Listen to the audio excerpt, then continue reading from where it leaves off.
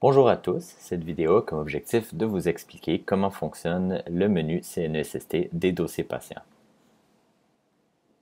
En haut, vous y trouverez les différents épisodes CNESST du patient. Vous pouvez toujours éditer le titre d'un épisode en cliquant sur le crayon.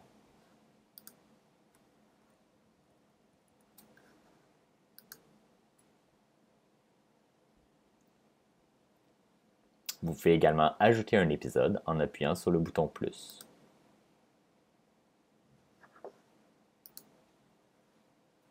À droite de cette page, vous y trouverez le bloc Informations du dossier. Ce sont les informations du dossier CNESST à propos de ce travailleur. En premier, la profession auquel est rattaché cet épisode, soit physiothérapie ou ergothérapie.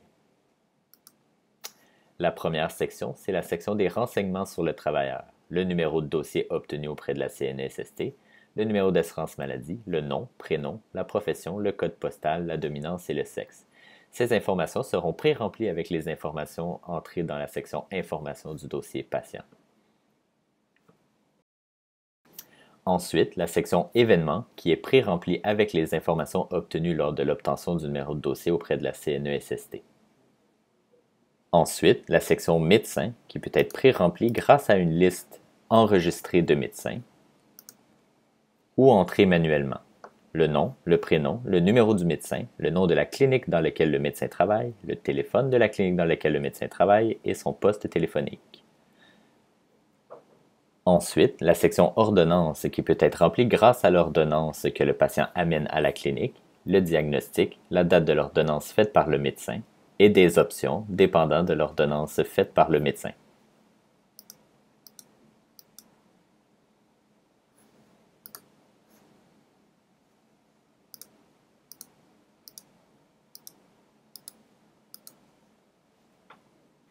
Finalement, la section Évaluation et traitement. Il est important de sélectionner Transfert de clinique si le patient est transféré d'une clinique à l'autre, la date du premier rendez-vous à votre clinique, la date de fin des traitements quand celle-ci est arrivée, et c'est finalement à cet endroit que vous pouvez changer l'intervenant principal qui sera alerté lors des demandes de rapport.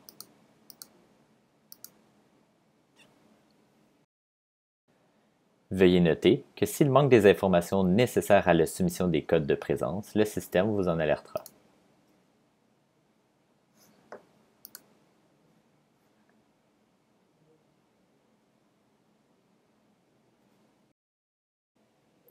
À gauche, vous trouverez quelques statistiques à propos de ce patient, la date de prise en charge, la date d'évaluation initiale, le nombre de rendez-vous CNESST pour ce patient, le nombre d'absences et les paiements en attente en lien à ce patient.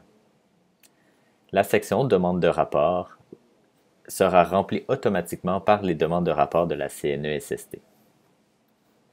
C'est également ici que vous pouvez créer un rapport.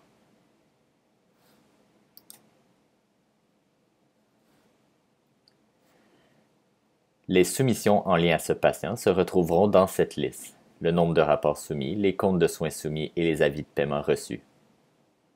Vous pouvez cliquer sur Voir les détails pour aller voir les détails des rapports soumis pour ce patient, des comptes de soins reçus et des avis de paiement.